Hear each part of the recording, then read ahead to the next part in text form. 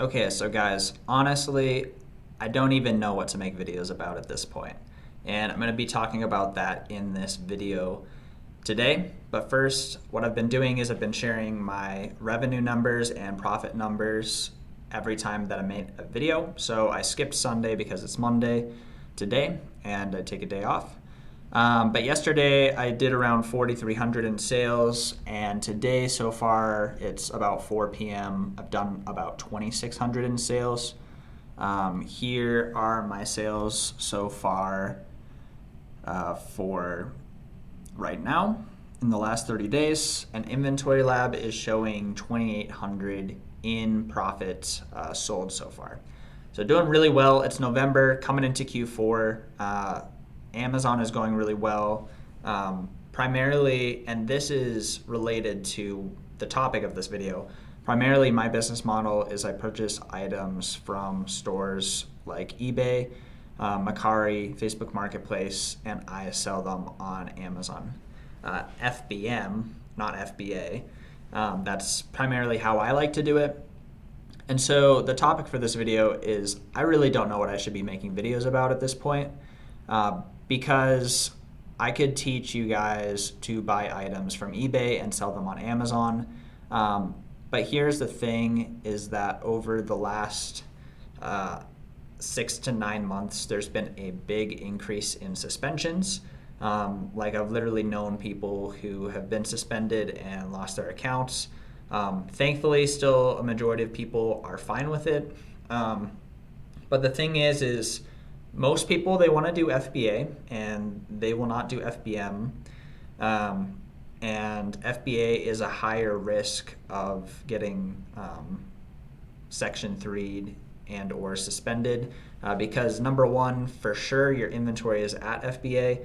And so, if you get suspended, you might not get that back or have to pay a lot to get it back. And then number two, from what I've seen, Amazon cares more about FBA than FBM, and so it just makes FBM less risky.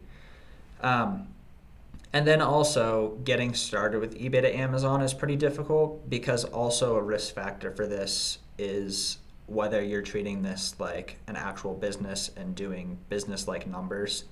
So also I've also seen that people who are at the beginning phases with their revenue are more likely to get suspended. The people who do under 30K a month, I've seen a higher percentage of people having problems.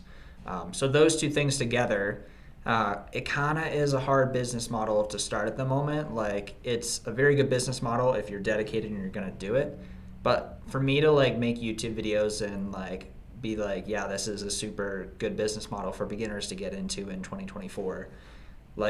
I don't know if specifically eBay to Amazon is a great business model for beginners because honestly, it's a pretty high risk at the beginning there.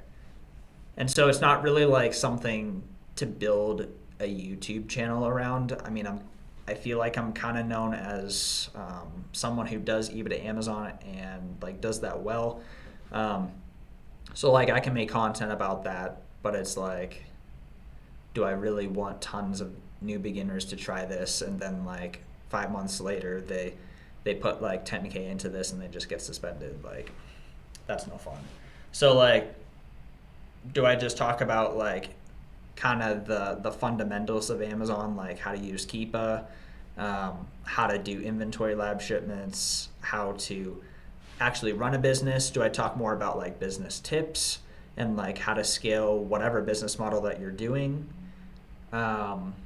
Do I talk more in the how to maximize your life while running a business type thing?